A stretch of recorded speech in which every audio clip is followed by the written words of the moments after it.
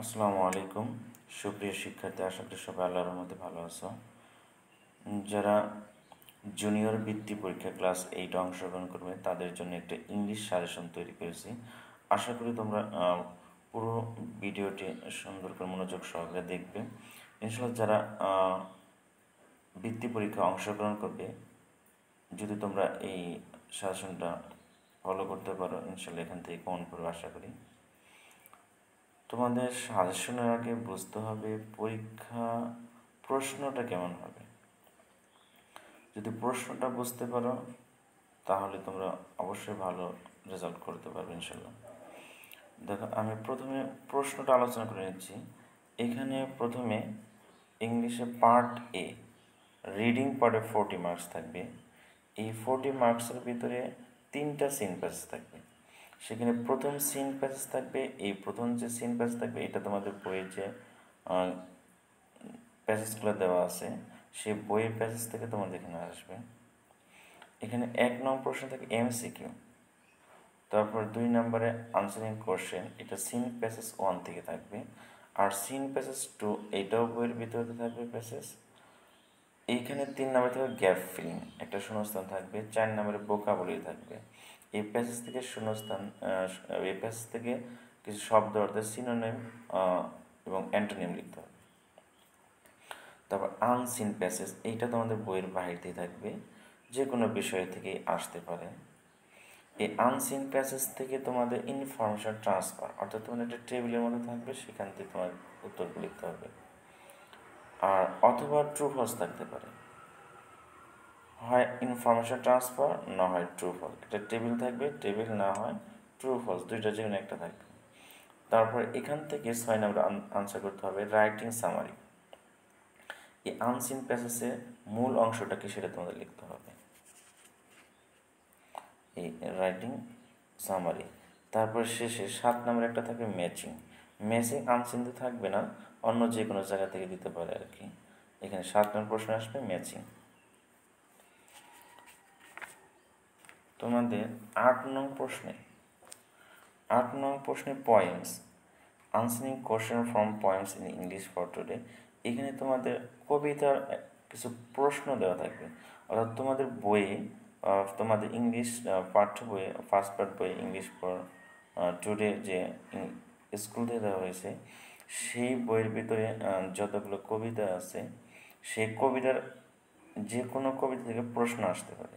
কবিতা আসবে না, কিন্তু প্রশ্ন আসবে, তোমাদের প্রশ্ন উত্তর দিতে হবে। তারপর পার্ট বি গ্রামার, এখান থেকে থাকবে গ্রামার অংশ থেকে 30 মার্কস।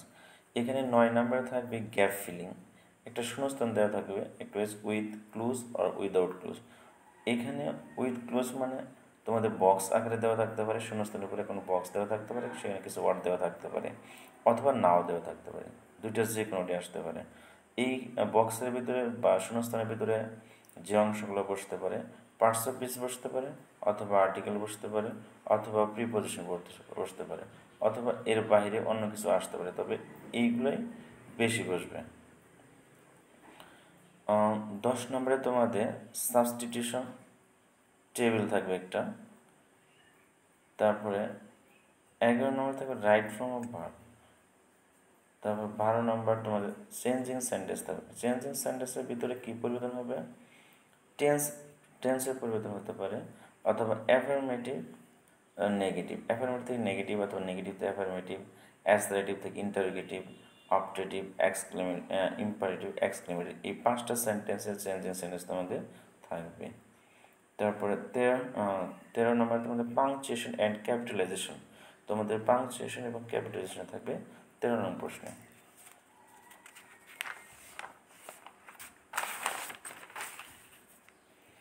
রাইটিং পার্ট সি, এই অংশে পার্ট সি, এই অংশে রাইটিং পার্ট থাকবে, মার্কস থাকবে এখানে 30।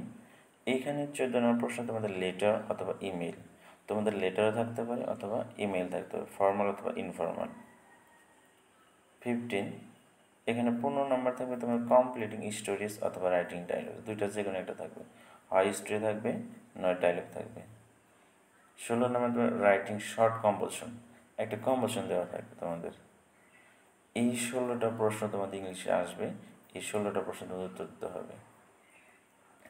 এখন সাজেশনের ক্ষেত্রে আমি এখানে সিন প্যাসেজ তোমাদের এখানে 10টা আমি সিন প্যাসেজ তোমাদের বই থেকে দিয়েছি। এই 10টা সিন প্যাসেজে এই 10টা সিন প্যাসেজ পড়বা ইনশাল্লাহ, আশা করি এখান থেকেই কমন পাবে। সিন 2টা তোমাদের প্যাসেজ আসবে, 2টাই ইনশাল্লাহ কমন করবে।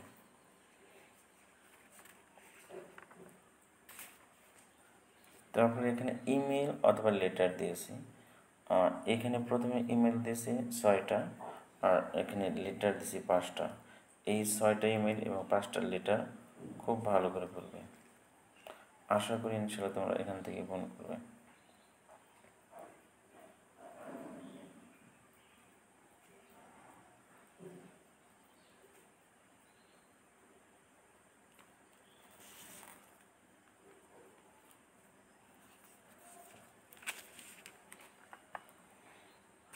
তারপর কম্পোজিশন, এখানে কম্পোজিশনটা আমি গুরুত্ব অনুসারে দিয়েছি।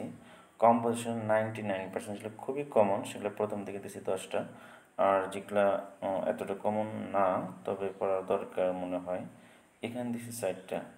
আশা করি তোমরা এখানে একটু আরেকটা কথা বলে রাখি, সেটা হলো এখানে যদি কম্পোজিশনটা তোমরা এখানে যে কম্পোজিশনগুলো দেওয়া আছে বা লেটার কম্পোজিশন বা স্টোরি যেটা দিব আমি, এই কম্পোজিশন স্টোরিগুলো তোমাদের এইখানে যে বৃত্তি পরীক্ষার জন্য শুধু প্রয়োজন পড়ে বিষয়টা এরকম না। এই কম্পোজিশনগুলো তোমরা ক্লাস 9এও তোমাদের লাগবে, ক্লাস 10এও লাগবে, এবং তোমরা এসএসসি পরীক্ষা ইনশাল্লাহ প্রিপারেশন এখানেই শেষ হয়ে যাবে। এই বিষয়গুলোই তোমাদের ক্লাস 9, 10 এবং এসএসসি পরীক্ষায় থাকবে। যদি তোমরা এখন মনোযোগ দেয় এই বিষয়গুলো মুখস্থ করে রাখো, আশা করি ইনশাল্লাহ তোমাদের আর এসএসসি পরীক্ষার জন্য ঝামেলা পোহাইতে হবে না। তোমাদের কম্পোজিশন ডায়লগ, এখানে ডায়লগ আমি ভাগ করে দিয়েছি। এখানে 99% ডায়লগের বিষয় কমন। এখানে দেখো preparation for the GSC examination, এইটা এখানে অ্যানুয়াল এক্সামিনেশন আসতে পারে অথবা জিএসসি এক্সামিনেশন আসতে পারে। যে বিষয়টা আসুক না কেন তুমি এটা দিয়ে দিবা। এখানে বেশিরভাগ কমন এই 5টা, সবচেয়ে বেশি কমন। তারপর 80% দিয়েছি, তারপর 70%, যেটা মোটামুটি কমন আর কি।